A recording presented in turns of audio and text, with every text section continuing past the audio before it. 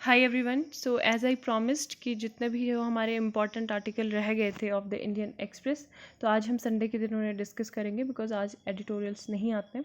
तो सबसे पहले हम सोसाइटी एंड गवर्नेंस, ठीक है, सोसाइटी एंड गवर्नेंस का जो टॉपिक है जनरल स्टडी 1 एंड 2 का, issues related of women and social empowerment laws institution bodies and constituted for the protection and betterment of these vulnerable sections. ठीक है, तो mainly हम दो जो एक्ट हैं इसमें उनकी बात करेंगे। सबसे पहले तो minimum age of marriage for women के बारे में बात करेंगे कि वुमेन की जो एज है मिनिमम, क्योंकि प्राइम मिनिस्टर मोदी ने 15 अगस्त को 2020 को अभी अपनी स्पीच में recently he minimum age of marriage for women पे भी बात की थी, तो इस वजह से ये काफ़ी ज़्यादा चर्चा में, तो काफ़ी डिस्कस करेंगे इसके बारे में। देन वुमेंस के जो इनहेरिटेंस राइट है ना, राइट टू प्रॉपर्टी जो है उनका, तो उसके बारे में हम देखेंगे।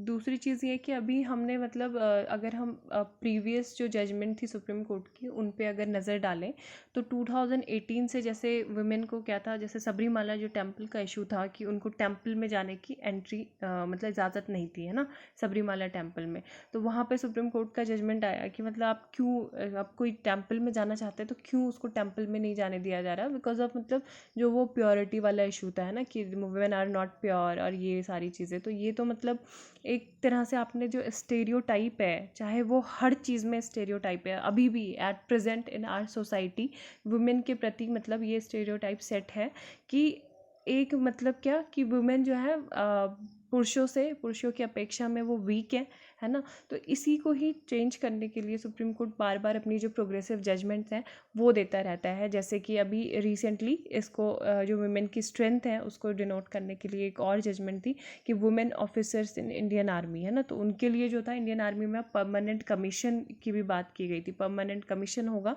ताकि उनको जो मेल हैं, ठीक है, मेल के ही इक्विवेलेंट उनको राइट्स उनको मिले। अब जो यहाँ पे अगर हम बात करें minimum age of marriage for women की, तो यहाँ पे क्या है, currently the law prescribes that the minimum age of marriage for men and age 21 years, ठीक है, मेंस के लिए कितनी है अभी शादी की एज, 21 साल है, एंड 18 किसके लिए है, फीमेल के लिए। ठीक है, तो यहाँ पे यही चीज़ बोला गया है कि minimum age of marriage is distinct from the age of majority.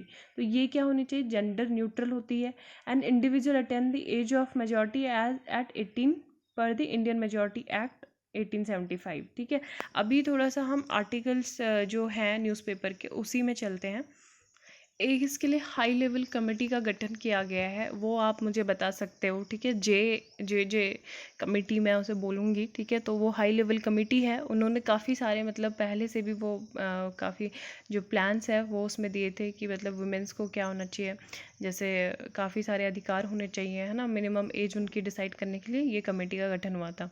तो अगर हम बात करें for Hindu women, the change from child marriage being a norm to outline, it has been an arduous fight against religious and social conservatives. ठीक है, तो हम मतलब अगर आपने देखा होगा कि पहले भी, ठीक है, पहले भी जब हमारे देश में क्या थी, सती प्रथा थी, है ना, सती प्रथा बहुत ज़्यादा प्रैक्टिस होती थी। इवन जो हमारे जो प्रोग्रेसिव लीडर्स जिन्हें हम आज मतलब कंसिडर करते हैं, उस टाइम पे ये लोग भी सती प्रथा को कंसिडर करते थे। लेकिन बाद में जैसे दयाराम साहनी, ईश्वर चंद्र विद्यासागर, है ना, ये सब आए थे तो इन्होंने इन सब चीज़ों का विरोध भी किया था, है ना। और जैसे बाल गंगाधर तिलक है, तो जब ये जो एज ऑफ कंसेंट वाला जो बिल था ना, तो उन्होंने मतलब जब ब्रिटिश ये लाए थे तो उन्होंने इसका विरोध किया था। तो उस टाइम पे ये सारी चीज़ें भी हुआ करती थी, क्योंकि ये वही था जो मैं कहूँगी कि स्टेरियोटाइप सेट था कि ऐसा मतलब नहीं हो सकता। तो ऐसा कुछ कुछ जो हमारे मतलब सोसाइटी है वहाँ पे आज भी अवेलेबल है।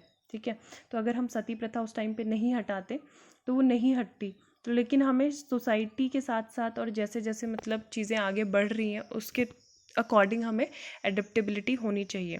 तो यहाँ पे क्या है, from child Indian penal code है जो 1860 का, तो उसने sexual intercourse with a girl below the age of 10 उसको क्रिमिनलाइज किया गया है। ठीक है, और यहाँ पे ये फर्स्ट लीगल फ्रेमवर्क था for minimum age of consent for girl. ठीक है, 1860 का जो आईपीसी है, आईपीसी का जो 1860 है मतलब आईपीसी, तो यहाँ पे सेक्सुअल इंटरकोर्स अगर 10 साल की कम उम्र की लड़की है उसके साथ किया जाता है तो उसको क्रिमिनलाइज किया गया है। ठीक है, दूसरी चीज़ ये है कि उसके बाद इस एज को बढ़ा दिया गया था 12। ठीक है, किस में किया गया था, जो कंसेंट बिल था 1927 का, ठीक है, कंसेंट बिल 1927 में इस एज को 12 कर दिया गया था। फिर जो था काफ़ी, फिर 1929 में, ठीक है, यहाँ पे देखो यही दिख रहा है कि was opposed by many nationalists who saw the move as imperial interference with local customs, कि मतलब आप हमारे जो लोकल कस्टम्स हैं उसमें इम्पीरियल इंटरफेरेंस हम नहीं चाहते, मतलब जो हो एक तरह से लोकल बॉडीज़ जो है लोकल लेवल पे ही हो, है ना, हम खुद कर लेंगे अपने लॉ डिसाइड। तो ऐसा जो नेशनलिस्ट थे उनका कहना था। 1929 में क्या हुआ, the barrier was further raise to outlaw marriage of girls below 16, ठीक है, तो 16 यहाँ पे एज हो गई थी 1929 में। आपको पता है यहीं पे ही क्या आया था, जो शारदा एक्ट है ना, it's Sharda not Sharda, it's SARDA, ठीक है, ये हरविलास शारदा नाम के एक जज और आर्य समाज के एक मेंबर थे। तो इन्होंने मतलब यही 1928 में 29 में ये क्या था, जो वुमेन की जो एज होगी मैरिज की वो कितनी थी कि 18 जो है मेल के लिए और 14 साल किसके लिए, मतलब महिलाओं के लिए, है ना, यहाँ पे ऐसा हुआ था।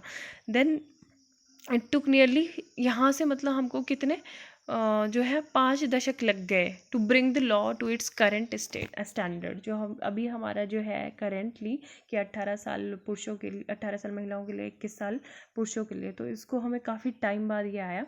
अब यहाँ पे बोला गया कि क्यों मतलब ये इतने नेसेसरी अपडेट और लॉ को रिकन्सिडर किया जा रहा है, तो इसके 2 क्रूशल रीजंस हैं। सबसे पहला तो क्या है, इम्प्रूव फीमेल हेल्थ, है ना, कि वुमेन की जो हेल्थ है उसको क्या करना, इम्प्रूव करना। अगर हम United Nation Population Fund report की बात करें तो India is home to 1 in 3 child brides in the world, और early marriages causing early pregnancy, ठीक है, जितनी जल्दी मैरिज होती है उतने उसके बाद ही तुरंत क्या हो जाती है, प्रेगनेंसी हो जाती है। अब अर्ली मैरिज में अगर प्रेगनेंसी, अगर आपकी एज बहुत कम है, प्रेगनेंसी हो रही है, तो उससे आपको मतलब बहुत ज़्यादा चांसेस होते हैं, हाई रिस्क ऑफ मैटरनल और इन्फेंट मोर्टेलिटी के रहते हैं, ठीक है, आपको कुपोषण के चांस रहते हैं, क्योंकि आपकी प्रॉपर डाइट नहीं हो पाती है उस टाइम पे, बॉडी थोड़ा वीक होती है, इस वजह से ये माल नरिशमेंट और ये सारे प्रॉब्लम्स होती हैं। तो इस वजह से फीमेल की हेल्थ इंप्रूव हो, तो ये एक क्रूशियल रीज़न है।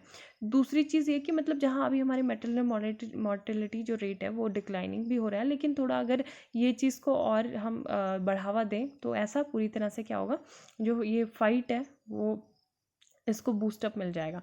देन सेकंड जो है प्रॉमिस ऑफ इक्वालिटी, ठीक है, promise of equality made to women under the constitution. आपको पता है हमारे पास 2 राइट्स हैं अभी, जो मेन जो अगर मोटी मोटी हम बात करें फंडामेंटल राइट्स, कौन कौन सा है, एक तो आर्टिकल 14 है, ठीक है, आर्टिकल 14 ऑफ आर कॉन्स्टिट्यूशन, ये कहता है राइट टू इक्वालिटी। दूसरा हमारे पास क्या है, राइट टू लाइफ, ठीक है, राइट टू लाइफ है अंडर आर्टिकल 21। तो राइट टू लाइफ भी ऐसे नहीं, right to life with dignity, है ना, right to life with dignity है। तो ये इसमें हमारी मतलब महिलाओं को भी ये प्रॉमिस किया गया कि उनके साथ इक्वल ट्रीटमेंट होगा।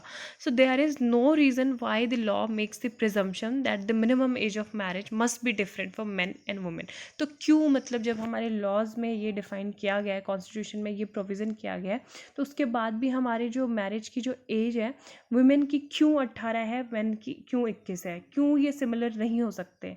तो यही चीज़ बोला गया, it perpetuates benevolent sexism or the stereotype that women are more mature and therefore can be given greater responsibility at a younger age in comparison to men, कि वुमेन जो है मैन के अकॉर्डिंग, मैन की अपेक्षा क्या हो जाती है, थोड़ा जल्दी वो मैच्योर हो जाती हैं। ये एक तरह से, और नहीं तो क्या मतलब, ये एक प्रैक्टिस, एक स्टेरियोटाइप ही तो है, जबकि ऐसा कोई ना इसका लॉजिक है ना कोई साइंटिफिक, मतलब एक प्रॉपर हमारे पास कुछ डाटा है कि इससे कुछ ऐसा होता है, वाकई में ऐसा कुछ भी नहीं है। The reflection of patriarchy is personal in personal law must change to fit the framework in the constitution, ठीक है। मुस्लिम्स की अगर हम बात करें तो मुस्लिम्स के अलग पर्सनल लॉज होते हैं, उसमें क्या होता है कि marriage of the minor who has attend puberty is considered valid under their personal law, है ना, कि मतलब जो भी as soon as the girls hits the puberty age तो they can get her married, तो वो शादी कर सकते हैं उसकी, है ना, तो वहाँ पे तो ये है, अलग सीन है बिल्कुल।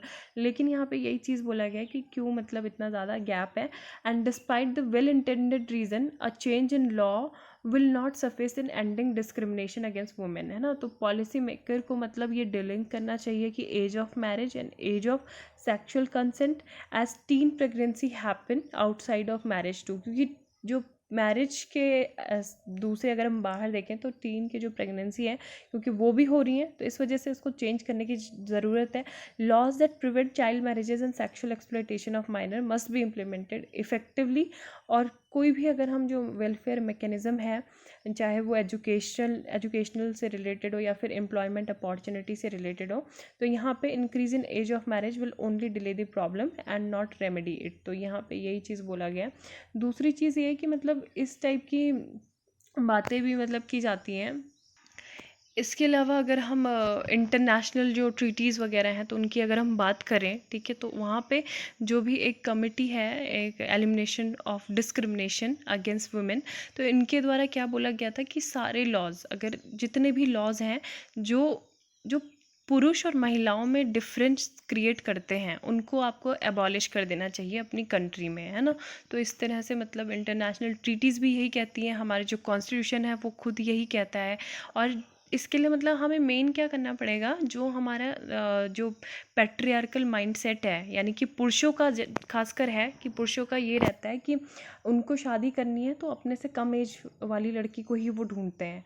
अरे मतलब why not a girl of same age, why not a girl elder than you, है ना. तो क्यों आप नहीं सोच सकते, जब महिलाएं सोच सकती हैं कि उसको अपने से, महिलाएं मतलब उसमें भी कंपेटेबल है कि अपने एज का कोई है तो उससे भी वो शादी करने को रेडी हैं, अपने से बड़ा भी और अपने से छोटा भी, तो वाई नॉट यू, है ना. तो ये सारे जो स्टेरियोटाइप हैं कि अपने से कम एज में ही शादी करनी है, तो ये मतलब ये चेंज होने चाहिए, है ना. दूसरा ये कि दूसरा मतलब ये कि बाकी ये जो मेजर मतलब रीज़न है इसके यही है कि अनवांटेड जो रिस्क होती है, अनवांटेड प्रेगनेंसीज जो होती हैं यंग एज में, जिससे एसटीडीज़ जो रोग होने के चांसेस रहते हैं. देन जो उनका एजुकेशन और जो दूसरा सिक्योरिटी को लेके जो सेक्सुअली जो अवेयरनेस रहती है वो कम रहती है ना. तो एजुकेशन भी उनको मिल सकता है अगर इतना जल्दी उनकी शादी ना हो, मिनिमम एज रहे, मतलब एक इस तरह की एज रहे, तो वो क्या कर सकती हैं, कंसीडर कर सकती हैं इसको.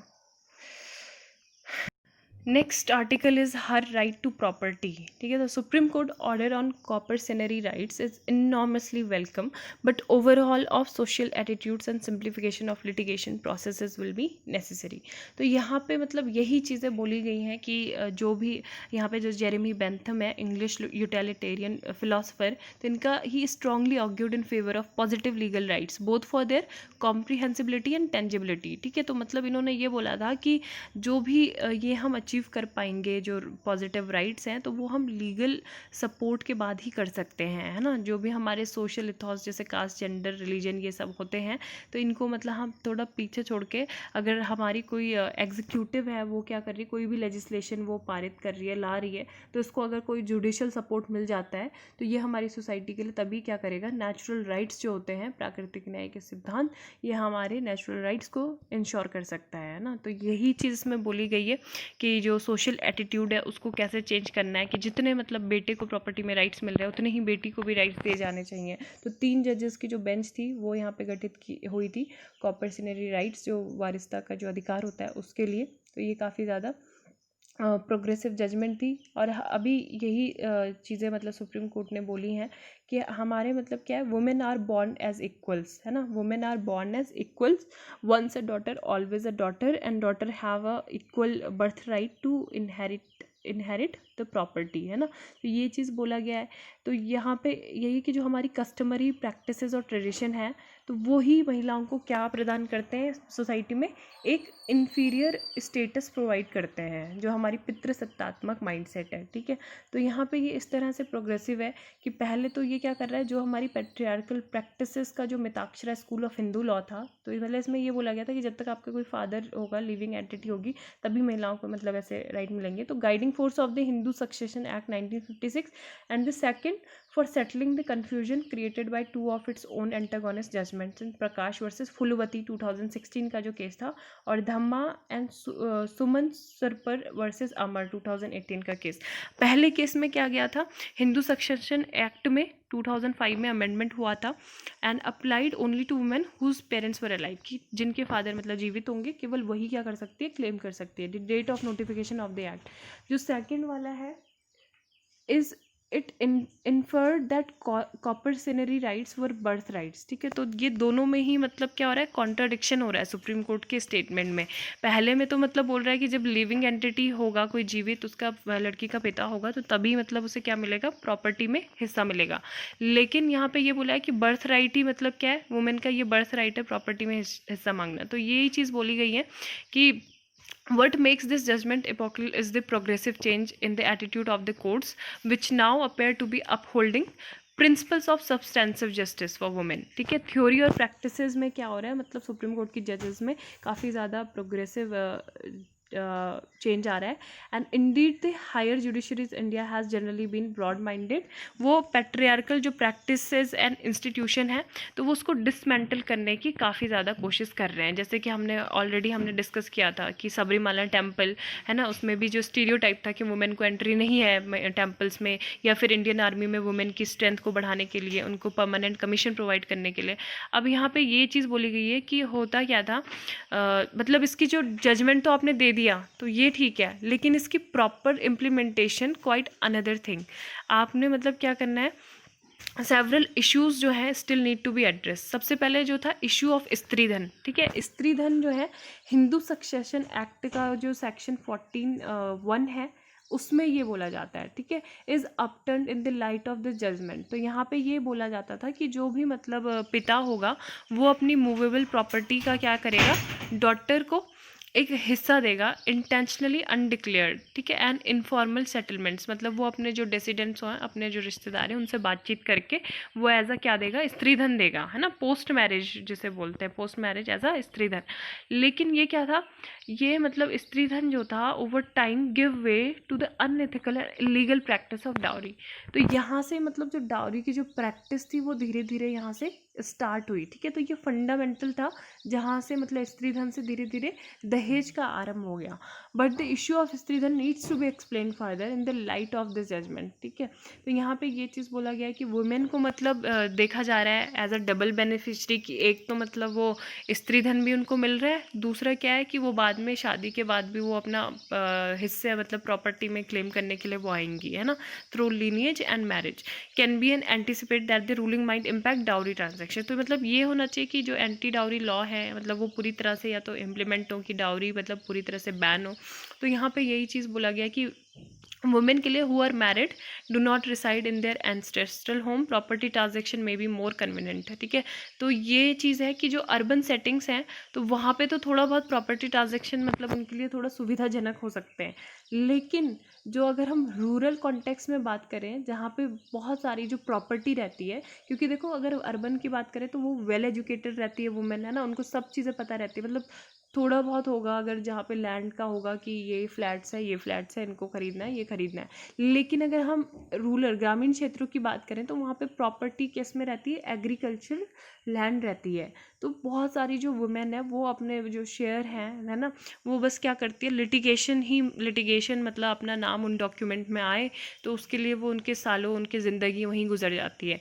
और जो पेट्रियार्कल जो एंट्रेंच है, इट इज़ डाउटफुल, कि मतलब ये भी डाउटफुल रहता है कि जो मेल हेयर्स हैं वो अपने जो प्रॉपर्टी रिलेटेड डॉक्यूमेंट्स हैं या फिर इन्फॉर्मेशन है जो इनिशिएट जो लीगल प्रोसेस होती हैं, तो वो अपने जो महिलाएं काउंटर पार्ट है, वुमेन फैमिली मेम्बर्स है, वाइफ है ना, सिस्टर्स है, तो उनके साथ शेयर करें या ना करें, तो वो ये भी डाउटफुल है। Then many educated professional middle class women who have otherwise rejected patriarchal controls, कि मतलब उन्होंने क्या कर लिया, ऑब्वियसली वो पितृसत्तात्मक परिवार और जो कंट्रोल है वो बिल्कुल भी नहीं चाहती हैं, because they are well educated, बहुत ज़्यादा नॉलेजेबल है, प्रोफेशनल है, मिडिल क्लास वुमेन है, and demands and fought against practice such as dowry. ठीक है, वो सीधे सीधे मतलब जो डाउरी अगर डिमांड कर रहा है तो because it is illegal in India, तो वो सीधा सीधा क्या कर देंगी, उसको रिजेक्ट कर देंगी, मतलब वो अपोज करेंगे उसका। तो लेकिन वही वुमेन जो इतनी पढ़ी लिखी होती है, जब प्रॉपर्टी राइट्स की बात आती है उनकी फैमिली से मांगने की, तो वो क्या करती है, जो लीगल पाथवे होता है which is tedious lengthy and expensive, तो उसको मतलब वहाँ से वो इग्नोर करना ही बेटर समझती है ना। क्यों? क्योंकि यहाँ पे उनको मतलब महिलाओं को क्या होना पड़ता है, काफ़ी सारे इमोशनल एब्यूजेस से भी होकर गुजरना पड़ता है। मतलब बोलेंगे ना कि आप अरे अपने भाई का हिस्सा मतलब मांग रही हो, है ना, ये कर रही हो, ये कर रही हो।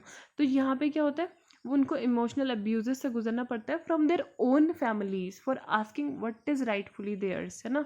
तो जो उनका हो सकता है कि ये जो ऑलरेडी उनका है मतलब अपना जो हिस्सा है उसको भी क्लेम करने में वो शर्माएंगी या फिर हेजिटेट होंगी या फिर उनको इमोशनल अब्यूज़ से होके गुजरना पड़ सकता है। तो यहाँ पे यही चीज़ बोली गई है कि the challenge for economically dependent women in far flung rural areas who are denied literacy, dignity and sometimes even a name and identity in securing their rights in immense. मतलब बहुत सारी जगह तो ऐसी हैं कि जहाँ पे वुमेन को मतलब उनकी आइडेंटिटी भी नहीं है, मतलब वुमेन को कैसे एड्रेस किया जाता है अभी भी बहुत सारे विलेजेस में उनके हस्बैंड के नाम लेके या समवंस वाइफ, है ना, कि अरे उसकी बीवी या राजू की पत्नी, राजू की बहू, है ना, इस तरह से मतलब पूरा बोल देते हैं। मतलब लड़की का क्या नाम है, लड़की की फैमिली कहाँ से है, किस, या तो उसके सीधा स्टेट बोल देंगे या कुछ भी बोल देंगे। तो यहाँ पे यही चीज़ बोला गया है कि what their lives were like, what became of them and how they manage to survive in the absence of support from husbands and childrens. Though so even as we welcome the court decision, लेकिन हम sceptical हैं about its implementation and its actual benefits to women. जो patriarchal attitudes are changing, women are asserting their rights both in conjugal and property matters. लेकिन यहाँ पे जो significant जो हमारे रिलीजियस, एजुकेशनल और जो कल्चरल जो बैरियर हैं कास्ट, क्लास और इनइक्वलिटीज़ को लेके, that require a massive overhauling of social attitudes to overcome. ठीक है, और इसके लिए मतलब क्या करना पड़ेगा, जुडिशरी को भी सिंप्लीफाइड होना पड़ेगा। जो भी लिटिगेशन प्रोसेस है, अगर कोई एग्रीकल्चरल लैंड है, ठीक है, कोई भी अगर उसमें देखना है किसी को भी, तो वो इतना मतलब उसमें लीनियंसी होनी चाहिए कि आराम से मतलब वो डिस्प्यूट रिजॉल्व हो सके। ऐसा नहीं कि वो दशकों तक दोनों ही पार्टी के बीच में लड़ाई चल रही है और फिर उनसे लड़ाई जो एग्रीकल्चर लैंड से जो स्टार्ट हुई थी वो पर्सनल दुश्मनी में क्या हो जाती है, कन्वर्ट हो जाती है। तो ये सब चीज़ें ना हो, इसके लिए जो लिटिगेशन प्रोसेस है that should need to be simplified and made accessible, कि सभी वहाँ पे जा सके। ऐसा नहीं कि जिनकी केवल पहुँच हो वही वहाँ पे मतलब अपने उनके काम बन रहे हो, है ना, सभी के लिए मेड एक्सेसिबल। एंड महिलाएं भी हों, उनको भी मतलब अच्छे से मतलब वहाँ पे हो जाए सारी चीज़ें। इनएक्सपेंसिव एंड टाइम बाउंड भी होनी चाहिए कि इतने समय तक ये जो लैंड डिस्प्यूट है वो क्लियर हो जाना चाहिए, रिजॉल्व होना चाहिए। For women to claim their coparcenary rights if defined, है ना। तो यही चीज़ें यहाँ पे डिस्कस की गई हैं। ये सुप्रीम कोर्ट का जो है goal of gender justice achieved, है ना। यहाँ पे इनकी पूरी स्टेटमेंट थी सुप्रीम कोर्ट की। यहाँ पे इन्होंने बताया भी कि who is coparcener, a Hindu who inherits property from his her father, grandfather और great grandfather. Only a coparcener has the right to demand partition of property. ठीक है, तो ये चीज़ बोली गई है। And the classic shastric Hindu law excluded the daughter from being coparcener. Injustice has now been done away with by amending the provisions in consonance with the spirit of the constitution. The goal क्या है of gender justice as constitutionally envisaged is achieved तो belatedly। ठीक है, तो यही चीज़ बोली गई है। तो आई होप आपको ये दोनों टॉपिक अच्छे से समझ में आए होंगे। And if you like the video please do like and share with your friends and subscribe to our channel. Thank you, have a nice next day.